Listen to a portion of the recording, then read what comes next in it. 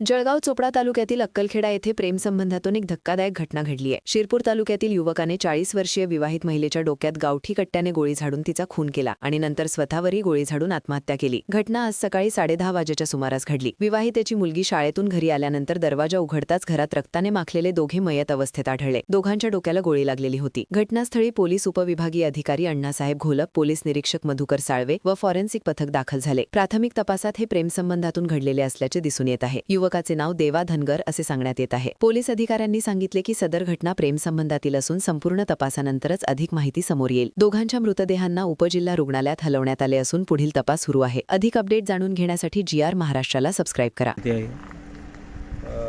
आज सकाळी साधारण 10:30 ते 11 वाजताच्या सुमाराला जगदीश पाटील अक्कलखेडा त्यांच्या घरामध्ये त्यांची जी पत्नी आहे अनिता तिच्या डोक्यात गोळ्या घातण्यात आलेल्या आहेत आणि तिच्यासोबत जे घरामध्ये एक व्यक्ती आहे भीमा धनगर नावाचा, शिरपूरला राहतो अशी आम्हाला माहिती मिळालेली आहे।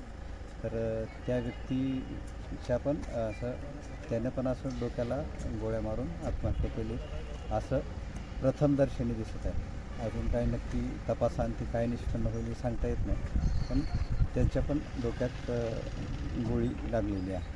सर त्यांचं काय प्रेमसंबंधावरनं ही घटना घडलेली आहे असं वाटतंय का? एकंदरीत तो संशय आहे। प्रेमसंबंध दोघांचे होते, एकमेकाच्या संपर्कात ते इंस्टाग्रामवरून आले असं जरा प्राथमिक तपासात दिसून येत आहे। सर आणि ही जी घटना कशी उघडीस आली?